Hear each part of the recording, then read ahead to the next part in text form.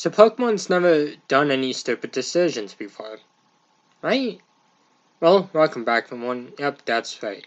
Of course, I'm counting down a few more decisions of Pokemon I felt that were kinda stupid. Starting off at my number 5 pick, of course, Unobtainable Pokemon Part 2. This is, of course, talking about unreleased events. Yeah, so like the Azurflute Arceus, and of course the Eternal Flower Float.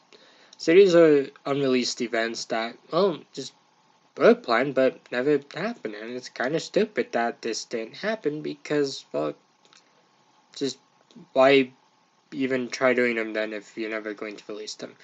Moving on to my number 4 pick, we of course have Ash loses in the anime multiple times.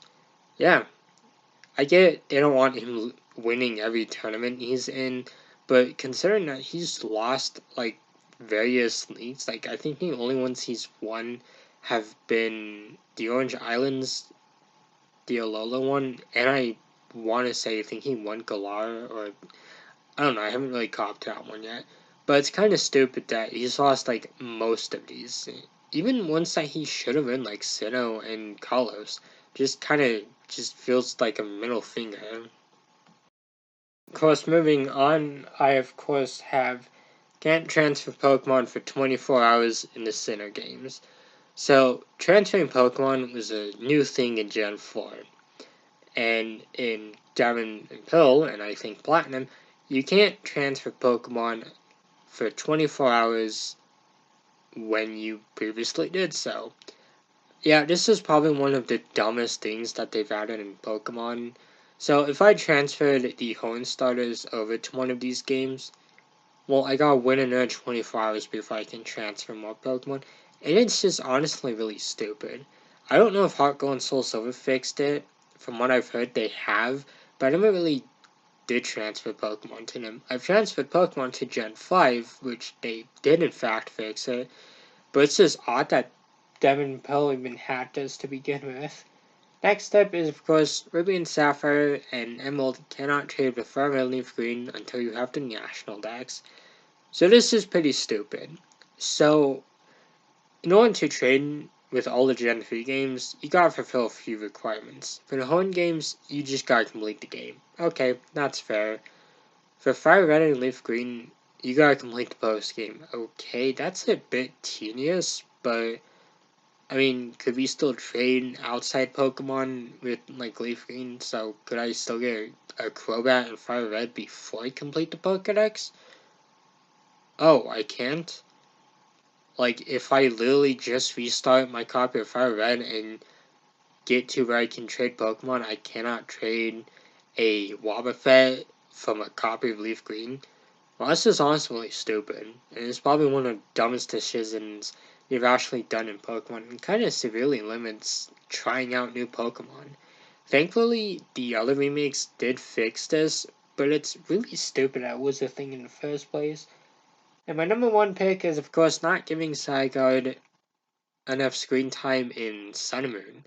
Now, Pokemon Z was a fabled Pokemon game from like 2015.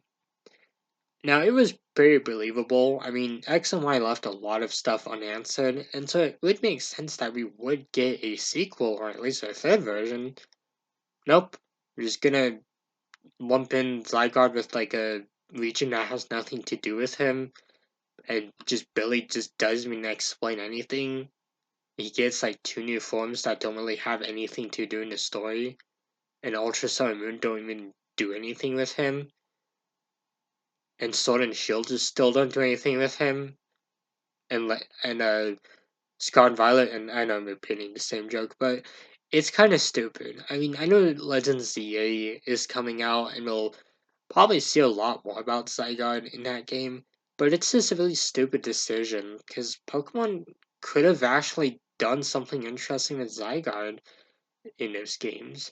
Even in Sun and Moon, they could have expanded its role. Like, Zygarde could have had something to do in the main story. Like, all it does in that story is just you get Zygarde and just all these cells around Alola. That's the whole thing with Zygarde. And no other game expands on it either, which kind of sucks. And it's honestly really sad. Zygarde is probably one of the most underdeveloped legendaries in any Pokemon game. It also really just shows how unfinished X and Y really were, which is sad because these games did not deserve that. They're terrific games, but it's just really sad how ignored they were after a bit. But that's all I really have to say today. These were, of course, my top 5 dumbest decisions in Pokemon Part 2. I, of course, plan to talk about more spooky Pokemon videos as the month continues. Same thing in November. So, of course, if you're interested in those, stay tuned for the channel. And thank you all for watching. I will, of course, see you all next time. And have a wonderful day.